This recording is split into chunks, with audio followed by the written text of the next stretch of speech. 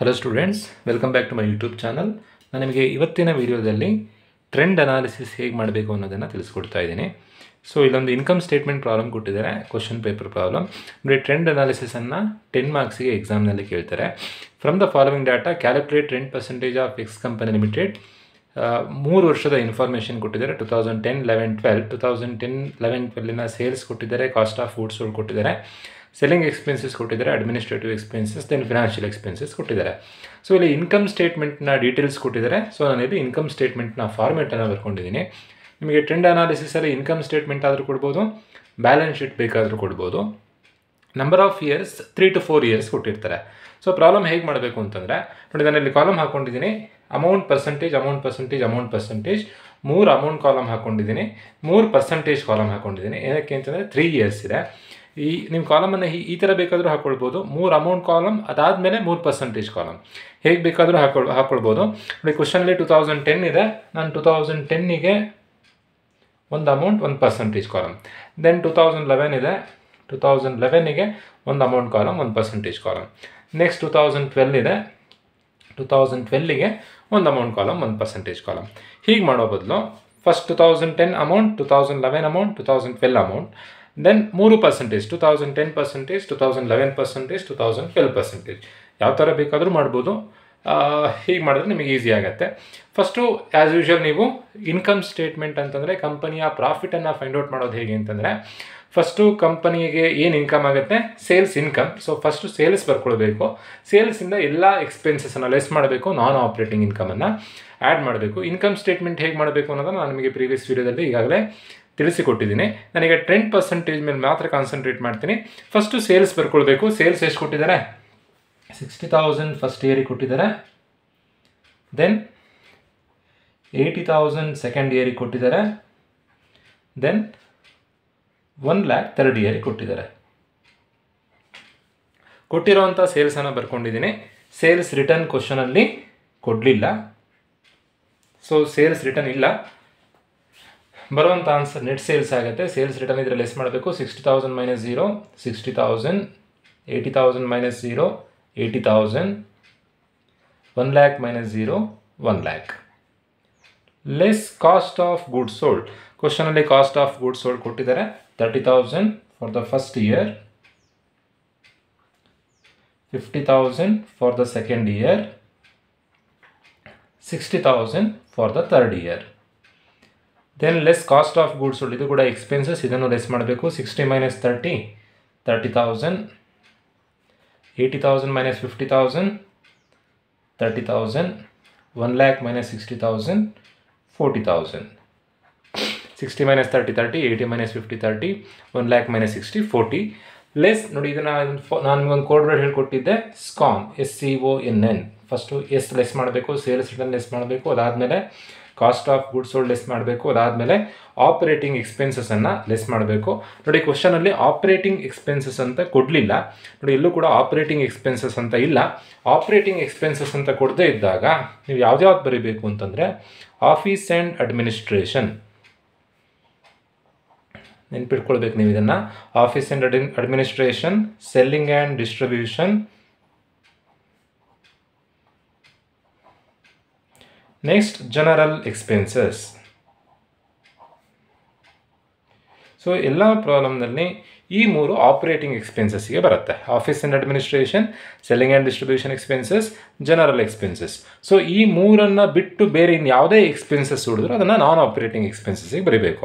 ನೀವು ಹೇಗೆ ಡಿವೈಡ್ ಮಾಡ್ಕೊಳ್ಬೇಕು ಅಂತಂದರೆ, ಆಪರೇಟಿಂಗ್ ಎಕ್ಸ್ಪೆನ್ಸಸ್ 3 ಯಾವ್ದು? Office and administration, selling and distribution, general expenses. ಇನ್ನು ಉಳಿಯೋದೆಲ್ಲ ನಾನ್ ಆಪರೇಟಿಂಗ್ ಎಕ್ಸ್ಪೆನ್ಸಸ್ಗೆ ಬರೀಬೇಕು. ನೋಡಿ, ಈ ಪ್ರಾಬ್ಲಮ್ನಲ್ಲಿ ಆಪರೇಟಿಂಗ್ ಎಕ್ಸ್ಪೆನ್ಸಸ್ ಯಾವ್ದು ಕೊಟ್ಟಿದ್ದಾರೆ? ಆಫೀಸ್ ಆ್ಯಂಡ್ ಅಡ್ಮಿನಿಸ್ಟ್ರೇಷನ್ ಕೊಟ್ಟಿದ್ದಾರೆ, ಸೆಲ್ಲಿಂಗ್ ಆ್ಯಂಡ್ ಡಿಸ್ಟ್ರಿಬ್ಯೂಷನ್, ಸೆಲ್ಲಿಂಗ್ ಕೊಟ್ಟಿದ್ದಾರೆ, ಜನರಲ್ ಎಕ್ಸ್ಪೆನ್ಸಸ್ ಕೊಡಲಿಲ್ಲ. ಸೊ ನಾವೀಗ ಆಪರೇಟಿಂಗ್ ಎಕ್ಸ್ಪೆನ್ಸಸ್ನಲ್ಲಿ ಇವೆರಡನ್ನು ಬರ್ಕೊಳ್ಳೋವಂಥ ಅವಶ್ಯಕತೆ ಇಲ್ಲ. ಇವೆರಡನ್ನು ಟೋಟಲ್ ಮಾಡಿ ಬರೆದ್ರೆ ನಿಮಗೆ ಈಸಿ ಆಗುತ್ತೆ. ನೀವು ಅದನ್ನೇ ಈ ಫಾರ್ಮೆಟಲ್ಲಿ ಬರೀತಾ ಹೋದರೆ ನಿಮಗೆ ಫಾರ್ಮೆಟ್ ಲೆಂತಿ ಆಗುತ್ತೆ, ಕನ್ಫ್ಯೂಷನ್ ಆಗುತ್ತೆ. ಸೊ ಆಪರೇಟಿಂಗ್ ಎಕ್ಸ್ಪೆನ್ಸಸ್ ಎದುರುಗಡೆ ಯಾವ್ದು ಆಪರೇಟಿಂಗ್ ಎಕ್ಸ್ಪೆನ್ಸಸ್ ಇರುತ್ತೆ? Office and administration, selling and distribution, general. ಯಾವ್ದಾರು ಇದ್ದರೆ ಅದನ್ನು ಟೋಟಲ್ ಮಾಡಿ ಬರ್ಕೊಂಡ್ಬಿಟ್ರೆ ಈಸಿ ಆಗುತ್ತೆ. ನೋಡಿ, ಈಗ ಆಫೀಸ್ ಆ್ಯಂಡ್ ಅಡ್ಮಿನಿಸ್ಟ್ರೇಷನಲ್ಲಿ ಆಪರೇಟಿಂಗ್ ಎಕ್ಸ್ಪೆನ್ಸಸ್ಸಲ್ಲಿ ಆಫೀಸ್ ಆ್ಯಂಡ್ ಅಡ್ಮಿನಿಸ್ಟ್ರೇಷನ್ 5,000 ಕೊಟ್ಟಿದ್ದಾರೆ. ಸೆಲ್ಲಿಂಗ್ ಆ್ಯಂಡ್ ಡಿಸ್ಟ್ರಿಬ್ಯೂಷನ್ 10,000 ಕೊಟ್ಟಿದ್ದಾರೆ, ಜನರಲ್ ಕೊಡಲಿಲ್ಲ. ಸೊ 10 + 5 ಟೋಟಲ್ ಆಗಿ ಎಷ್ಟು ಎಕ್ಸ್ಪೆನ್ಸಸ್ ಆಯಿತು? 15,000 ಆಯಿತು. ದೆನ್ 15 + 6 21,000 ಆಯಿತು. ನೆಕ್ಸ್ಟ್ 12 + 10 30,000 ಆಯಿತು. ಸೊ ಹೇಗೆ ಬಂತು ಆಪರೇಟಿಂಗ್ ಎಕ್ಸ್ಪೆನ್ಸಸ್? ಯಾವುದ್ಯಾವುದನ್ನು ಆ್ಯಡ್ ಮಾಡಿದ್ದೀವಿ? ಸೆಲ್ಲಿಂಗ್ ಮತ್ತು ಅಡ್ಮಿನಿಸ್ಟ್ರೇಷನನ್ನು ಆ್ಯಡ್ ಮಾಡಿ ಬರ್ತಿದ್ದೀವಿ. ಒಂದು ಎಂಟ್ರಿ ಉಳಿತು. ಯಾವುದು ಉಳಿತು? ಫಿನಾನ್ಷಿಯಲ್ ಎಕ್ಸ್ಪೆನ್ಸಸ್ ಉಳಿತು. ಯಾವುದು ಉಳಿಯುತ್ತೋ ನೋಡಿ, office and administration, selling and distribution, general expenses ಬಿಟ್ಟು ಯಾವುದು ಉಳಿಯುತ್ತೋ ಅದನ್ನು ನೀವು ನಾನ್ ಆಪ್ರೇಟಿಂಗ್ ಎಕ್ಸ್ಪೆನ್ಸಸ್ ಅಂತ ಕನ್ಸಿಡರ್ ಮಾಡಬೇಕು. ಸೊ ಈಗ ಆಪ್ರೇಟಿಂಗ್ ಎಕ್ಸ್ಪೆನ್ಸಸ್ ಬರೆದಾಯಿತು. ಲೆಸ್ ಮಾಡಿದಾಗ ಬರುವಂಥ ಆನ್ಸರ್ ಆಪ್ರೇಟಿಂಗ್ ಪ್ರಾಫಿಟ್. 30 - 15 15,000. 30 - 21 9,000. 40 - 30 10,000. ಆ್ಯಡ್ ನಾನ್ ಆಪ್ರೇಟಿಂಗ್ ಇನ್ಕಮ್ಸ್. ಕ್ವಶನ್ನಲ್ಲಿ ಯಾವುದೇ ಥರ ಇನ್ಕಮ್ಗಳು ಕೊಡಲಿಲ್ಲ. ಇನ್ಕಮ್ ಏನಾದರೂ ಕೊಟ್ಟಿದ್ದರೆ ಆ್ಯಡ್ ಮಾಡಬೇಕಿತ್ತು, ಇನ್ಕಮ್ ಕೊಡಲಿಲ್ಲ. ಲೆಸ್ ನಾನ್ ಆಪ್ರೇಟಿಂಗ್ ಎಕ್ಸ್ಪೆನ್ಸಸ್. ಯಾವ ಎಕ್ಸ್ಪೆನ್ಸಸ್ ಉಳಿದಿದೆಯೋ ಅದನ್ನು ನಾನ್ ಆಪ್ರೇಟಿಂಗಿಗೆ ಬರೀಬೇಕು. ಯಾವುದು ಉಳಿದಿದೆ? ಫಿನಾನ್ಷಿಯಲ್ ಎಕ್ಸ್ಪೆನ್ಸಸ್ ಉಳಿದಿದೆ. ಎಷ್ಟೆಷ್ಟು ಅಮೌಂಟ್ ಇದೆ? 3,000 4,000 2,000. 15 - 3 ನೋಡಿ, ಎಕ್ಸ್ಪೆನ್ಸಸ್ಸನ್ನು ಲೆಸ್ ಮಾಡಬೇಕು, ಇನ್ಕಮ್ ಇದ್ದರೆ ಆ್ಯಡ್ ಮಾಡಬೇಕು. ಇನ್ಕಮ್ ಕೊಡಲಿಲ್ಲ, ಎಕ್ಸ್ಪೆನ್ಸಸ್ಸನ್ನು ಲೆಸ್ ಮಾಡಬೇಕು. 15 - 3 12,000. 9 - 4 5,000. 10 - 2 8,000. ಸೊ ಬರುವಂಥ ಆನ್ಸರ್ ಪ್ರಾಫಿಟ್ ಬಿಫೋರ್ ಟ್ಯಾಕ್ಸ್ ಆಗುತ್ತೆ. ಕ್ವಶನಲ್ಲಿ ಏನಾದರೂ ಟ್ಯಾಕ್ಸೇಷನ್ ಕೊಟ್ಟಿದ್ರೆ, ಇನ್ಕಮ್ ಟ್ಯಾಕ್ಸ್ ಅಥವಾ ಪ್ರಾವಿಷನ್ ಫಾರ್ ಟ್ಯಾಕ್ಸ್ ಅಂತ ಟ್ಯಾಕ್ಸೇಷನ್ ಏನಾದರೂ ಕೊಟ್ಟಿದ್ರೆ ಆ ಅಮೌಂಟನ್ನು ನೀವು ಲೆಸ್ ಮಾಡಬೇಕಾಗತ್ತೆ. ಟ್ಯಾಕ್ಸೇಷನನ್ನು ಅಮೌಂಟ್ ಬೇಕಾದರೂ ಕೊಡ್ಬೋದು, ಪರ್ಸಂಟೇಜ್ ಬೇಕಾದರೂ ಕೊಡ್ಬೋದು. ಬಟ್ ಈ ಪ್ರಾಬ್ಲಮ್ನಲ್ಲಿ ಟ್ಯಾಕ್ಸೇಷನ್ ಅಮೌಂಟು ಕೊಡಲಿಲ್ಲ, ಪರ್ಸಂಟೇಜು ಕೊಡಲಿಲ್ಲ. ಸೊ ಟ್ಯಾಕ್ಸ್ ಈಗ ಈ ಪ್ರಾಬ್ಲಮಲ್ಲಿ ನಿಲ್ ಆಗುತ್ತೆ. ಟ್ಯಾಕ್ಸ್ ಏನು ಬರೀಲಿಕ್ಕಿಲ್ಲ. ಟ್ಯಾಕ್ಸ್ ನಿಲ್. ಏನಕ್ಕೆ ಅಂದರೆ ಕ್ವಶನಲ್ಲಿ ಟ್ಯಾಕ್ಸ್ ಕೊಡಲಿಲ್ಲ. ಸೊ ಫೈನಲ್ ಆನ್ಸರ್ ಎಷ್ಟು? 12,000 - 0 12,000. 5,000 - 0 5,000. 8,000 - 0 8,000. ನೋಡಿ, ತುಂಬ ಜನಕ್ಕೆ ಇನ್ಕಮ್ ಸ್ಟೇಟ್ಮೆಂಟ್ ಫಾರ್ಮೇಟೇ ಕಷ್ಟ. ಫಾರ್ಮೇಟ್ ಹೇಗೆ ನೆನಪಿಟ್ಕೊಳ್ಬೇಕು ಅಂತಂದರೆ ಕೋಡ್ ವರ್ಡ್ ಇದೆ. ಕೋಡ್ ವರ್ಡ್ ಏನು? SCON. SCONN. ಏನು SCONN ಅಂತಂದರೆ S for sales return, then C for cost of goods sold, then O for operating expenses, then N for non operating income, next one N for non operating expenses. ನೀವು ಈ ಥರದಲ್ಲಿ income ಸ್ಟೇಟ್ಮೆಂಟನ್ನು ನೆನಪಿಟ್ಕೊಳ್ಬೇಕು. ಈಗ income statement ಆಯಿತು. ನೀವು next ಏನು ಮಾಡಬೇಕು ಅಂತಂದರೆ ಟ್ರೆಂಡ್ ಅನಾಲಿಸಿಸ್ ಮಾಡಬೇಕು. ಟ್ರೆಂಡ್ ಅನಾಲಿಸಿಸ್ ಮಾಡೋದು ತುಂಬ ಈಸಿ. ಕ್ವಶನಲ್ಲಿ ಏನು ಇನ್ಫಾರ್ಮೇಷನ್ ಕೊಟ್ಟಿದ್ದಾರೆ ನೋಡಿ. ಕ್ವಶನಲ್ಲಿ 2010 11 12 ಈ ಮೂರು ಇಯರ್ನ ಇನ್ಫಾರ್ಮೇಷನ್ ಕೊಟ್ಟಿದ್ದಾರೆ. ಯಾವುದನ್ನಾದರೂ ಬೇಸ್ ಇಯರ್ ಆಗಿ ತಗೊಳ್ಳಿ ಅಂತ ಕೊಟ್ಟಿದ್ದಾರೆ, ನೋಡಬೇಕು. ಯಾವುದನ್ನು ಬೇಸ್ ಇಯರ್ ಆಗಿ ತಗೊಳ್ಳಿ ಅಂತ ಕ್ವಶನಲ್ಲಿ ಕೊಡಲಿಲ್ಲ. ಏನು ಇನ್ಫಾರ್ಮೇಷನ್ ಕೊಡದೇ ಇದ್ದಾಗ ಫಸ್ಟ್ ಇಯರ್ನ ನೀವು ಬೇಸ್ ಇಯರ್ ಆಗಿ ತಗೊಳ್ಬೇಕು. ಫಸ್ಟ್ ಇಯರ್ ಯಾವುದು? 2010. 2010 ಬೇಸ್ ಇಯರ್ ಆಗಿ ತೊಗೊಳ್ಬೇಕು. 2010 ಎಲ್ಲ ಪರ್ಸಂಟೇಜಿಗೆ 100 ಬರ್ಕೊಳ್ಬೇಕು. ಇದು ಬೇಸ್ ಇಯರ್ 100%. ಸಪೋಸ್ ಏನಾದರೂ ಕ್ವಶನಲ್ಲೇ 2011 ಬೇಸ್ ಇಯರ್ ಆಗಿ ತಗೊಳ್ಳಿ ಕೊಟ್ಟಿದ್ರೆ 2011ಗೆ 100% ಬರ್ಕೊಳ್ಬೇಕಿತ್ತು. ಏನೋ ಇನ್ಫಾರ್ಮೇಷನ್ ಕೊಡದೇ ಇದ್ದಾಗ ಫಸ್ಟ್ ಇಯರಿಗೆ 100% ಬರ್ಕೊಂಡ್ರಾಯ್ತು. ಫಸ್ಟ್ ಇಯರಿಗೆ 100% ಬರ್ಕೊಳ್ತಿದ್ದೀನಿ ನಾನಿಲ್ಲಿ. ಸೊ ಇನ್ನು ಉಳಿದಿರೋ ಇಯರ್ಗೆ ಪರ್ಸಂಟೇಜನ್ನು ನೀವೇ ಫೈಂಡ್ ಔಟ್ ಮಾಡಬೇಕು. ಪರ್ಸಂಟೇಜ್ ಫೈಂಡ್ ಔಟ್ ಮಾಡೋದು ಹೇಗೆ ಅಂತಂದರೆ second year amount divided by first year amount into 100. Second year amount ಎಷ್ಟಿದೆ? 80,000 ಇದೆ. Divided by first year amount 60,000 ಇದೆ. ಇಂಟು 100 ಮಾಡಿದಾಗ ಏನು ಆನ್ಸರ್ ಬರುತ್ತೆ? 133.33%. Next again 133.33%. ದೆನ್ ಇಲ್ಲಿ 50,000ಗೆ ಅಮೌಂಟ್ ಫೈಂಡ್ ಔಟ್ ಮಾಡೋದು ಹೇಗೆ? 50,000 divided by first year amount. First year amount ಎಷ್ಟಿದೆ? 30. 50 ಡಿವೈಡೆಡ್ ಬೈ 30 ಇಂಟು 100 ಏನು ಆನ್ಸರ್ ಬರುತ್ತೆ? 166.67%. ದೆನ್ ಅಗೈನ್ 30,000 ಇದೆ. ಅಮೌಂಟ್ ಹೇಗೆ? ಪರ್ಸಂಟೇಜ್ ಹೇಗೆ? 30,000 divided by first year amount ಎಷ್ಟಿದೆ? 30,000.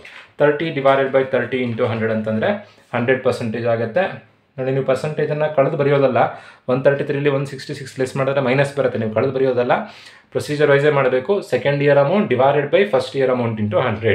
ದೆನ್ 21,000 ಇದೆ. 21,000 divided by first year amount 15,000 into 100 ಮಾಡಿದಾಗ ಏನು ಆನ್ಸರ್ ಬರುತ್ತೆ? 140% ಬರುತ್ತೆ. ನೆಕ್ಸ್ಟ್ 9,000 ಇದೆ. 9,000 divided by first year amount 15,000 into 100 answer 60% ಬರುತ್ತೆ. ದೆನ್ 4000 ಇದೆ, 4000 divided by first year amount 3000 into 100 answer 133.33%. Next 5000 ಇದೆ, 5000 divided by 12,000 into 100 answer 41.67%. Next again 5000 ಇದೆ, 5000 ಡಿವೈಡ್ ಬೈ 12,000 ಅಂತಂದರೆ 41.67%. ಸೊ ಈ ಥರದಲ್ಲಿ ಸೆಕೆಂಡ್ ಇಯರಿಗೆ ಪರ್ಸೆಂಟೇಜ್ ಕ್ಯಾಲ್ಕುಲೇಷನ್ ಮಾಡಿದ್ವಿ. ಥರ್ಡ್ ಇಯರಿಗೂ same procedure. Third year amount divided by ಯಾವುದನ್ನ ಬೇಸ್ ಇಯರ್ ಆಗಿ ತಗೊಳ್ತೀರೋ ಅದನ್ನು ಡಿವೈಡೆಡ್ ಬೈ ಬರ್ಕೊಳ್ಬೇಕು. 1 lakh divided by 60,000 into 100, 60,000 divide by 30,000 into 100, 40,000 divide by 30,000 into 100. All amount divided by first year amount into 100 ಮಾಡಿದಾಗ percentage ಬರುತ್ತೆ. So first ಈಗ 1 lakh ಇದೆ, 1 lakh divided by first year amount 60,000 ಇದೆ, into 100 ಮಾಡಿದಾಗ 166.67% ಬಂದಿದೆ. Then 1 lakh divided by 60,000 into 100 166.67. Next 60,000 divided by 30,000 into 100 ಮಾಡಿದಾಗ 200% ಬರುತ್ತೆ. Then 40,000 divide by 30,000 into 100 133.33. ನೋಡಿ ಇಲ್ಲಿ 40,000 ಇದೆ, divided by first year amount 30,000 into 100. Next 30,000 ಇದೆ, divided by first year amount 15,000 into 100 ಮಾಡಿದಾಗ 200%.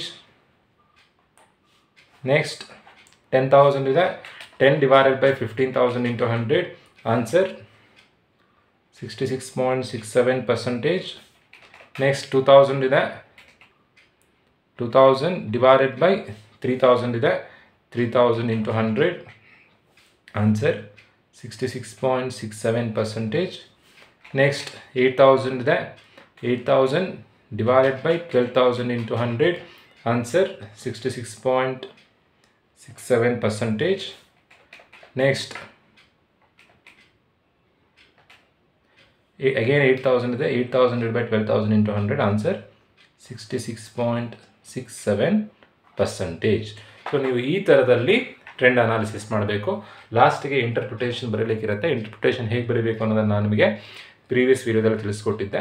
ಸೊ ಎಲ್ಲದಕ್ಕೆ ನೋಡಿ, ಸೇಲ್ಸಿಗೆ ಒಂದು ಇಂಟರ್ಪ್ರಿಟೇಷನ್, ಸೇಲ್ಸ್ ಪರ್ಸೆಂಟೇಜ್ ಹೇಗಿದೆ, ದೆನ್ ಆಪ್ರೇಟಿಂಗ್ ಪರ್ಸೆಂಟೇಜ್ ಏನಾಗಿದೆ, ದೆನ್ ನೆಟ್ ಪ್ರಾಫಿಟ್ ಪರ್ಸೆಂಟೇಜ್ ಏನಾಗಿದೆ ಅನ್ನೋದನ್ನು ನೀವು ವರ್ಡ್ಸಲ್ಲಿ ಬರೆದ್ರಾಯಿತು. ಸೊ ಈ ಥರದಲ್ಲಿ ನೀವು ಟ್ರೆಂಡ್ ಅನಾಲಿಸಿಸ್ ಮಾಡಬೇಕಾಗತ್ತೆ. ಸೊ ನಾನು ಇಲ್ಲಿ ಫಸ್ಟ್ ಇಯರಿಗೆಲ್ಲ 100% ಬರ್ಕೊಂಡಿದ್ದೀನಿ. ಯಾವಾಗಲೂ ಫಸ್ಟ್ ಇಯರಿಗೆ 100% ಬರೀಬೇಕು ಅಂತಲ್ಲ. ಕ್ವಶನಲ್ಲಿ ಯಾವುದು ಬೇಸ್ ಇಯರ್ ಅಂತ ಕೊಟ್ಟಿರ್ತಾರೆ, ಯಾವುದು ಬೇಸ್ ಇಯರ್ ಅಂತ ಯಾವುದಕ್ಕೆ ಕೊಟ್ಟಿರ್ತಾರೋ ಅದಕ್ಕೆ 100% ಬರ್ಕೊಳ್ಬೇಕು. ಇದೇ ಪ್ರಾಬ್ಲಮ್ನಲ್ಲೇ 2011ಗೆ ಬೇಸ್ ಇಯರ್ ಆಗಿ ತೊಗೊಳ್ಳಿ ಅಂತ ಕೊಟ್ಟಿದ್ರೆ 2011ಗೆ 100% ಬರ್ಕೊಳ್ಬೇಕಿತ್ತು. ಬಟ್ ಏನೂ ಇನ್ಫಾರ್ಮೇಷನ್ ಕೊಡದೇ ಇದ್ದಾಗ ಫಸ್ಟ್ ಇಯರಿಗೆ ನಾವು 100% ಅಂತ ಬರ್ಕೊಳ್ಬೇಕಾಗತ್ತೆ. ಇದೇ ಥರನೇ ಬ್ಯಾಲೆನ್ಸ್ ಶೀಟ್ ಬೇಕಾದರೂ ಕೇಳ್ಬೋದು. ಬ್ಯಾಲೆನ್ಸ್ ಶೀಟು ಅದೇ ಥರನೇ ಈಗ ಒಂದು 3 years ಇನ್ಫಾರ್ಮೇಷನ್ ಕೊಟ್ಟಿರ್ತಾರೆ. ಫಸ್ಟ್ ಇಯರ್ನ ಅಮೌಂಟಿಗೆ 100% ಅಂತ ಬರ್ಕೊಳ್ಳೋದು. ಸೆಕೆಂಡ್ ಇಯರ್ ಪರ್ಸೆಂಟೇಜ್ ಹೇಗೆ, second year amount divided by first year amount into 100. Third year percentage ಹೇಗೆ ಫೈಂಡ್ ಔಟ್ ಮಾಡಿದ್ವಿ, third year amount divided by first year amount into 100. So ಈ ಥರದಲ್ಲಿ ನೀವು ಇನ್ಕಮ್ ಸ್ಟೇಟ್ಮೆಂಟಿಗೂ 10% ಫೈಂಡ್ ಔಟ್ ಮಾಡ್ಬೋದು, then balance ಶೀಟಿಗೂ 10% find out ಮಾಡ್ಬೋದು. ನಾವು ಹೀಗೆ 10% ಮಾಡಬೇಕಾಗತ್ತೆ. ಎಕ್ಸಾಮ್ನಲ್ಲಿ ಟ್ರೆಂಡ್ ಅನಾಲಿಸಿಸನ್ನು 10%ಅನ್ನು 10 ಮಾರ್ಕ್ಸಿಗೆ ಕೇಳ್ತಾರೆ. ನೀವು ಬೇಸ್ ಇಯರ್ ಯಾವ್ದು ಕೊಟ್ಟಿರ್ತಾರೆ ಅನ್ನೋದು ವೆರಿ ಇಂಪಾರ್ಟೆಂಟ್. ಏನೂ ಕೊಟ್ಟಿಲ್ಲ ಅಂತಂದರೆ ಫಸ್ಟ್ ಇಯರನ್ನು ಬೇಸ್ ಇಯರ್ ಆಗಿ ತಗೊಳ್ಬೇಕು. ಹೋಪ್ ಎಲ್ರಿಗೂ ವಿಡಿಯೋ ಅರ್ಥ ಆಗಿದೆ ಅಂತ ಅಂದ್ಕೊಂಡಿದ್ದೀನಿ. ವಿಡಿಯೋ ಅರ್ಥ ಆಗಿದ್ದರೆ ನಮ್ಮ ಚಾನಲ್ನ ಸಬ್ಸ್ಕ್ರೈಬ್ ಮಾಡಿ, ಶೇರ್ ಮಾಡಿ, ಹಾಗೆ ಲೈಕ್ ಮಾಡಿ ಅಂತ ಹೇಳ್ತಾ ಈ ವಿಡಿಯೋ ಮುಗಿಸ್ತಾ ಇದ್ದೀನಿ. Thank you.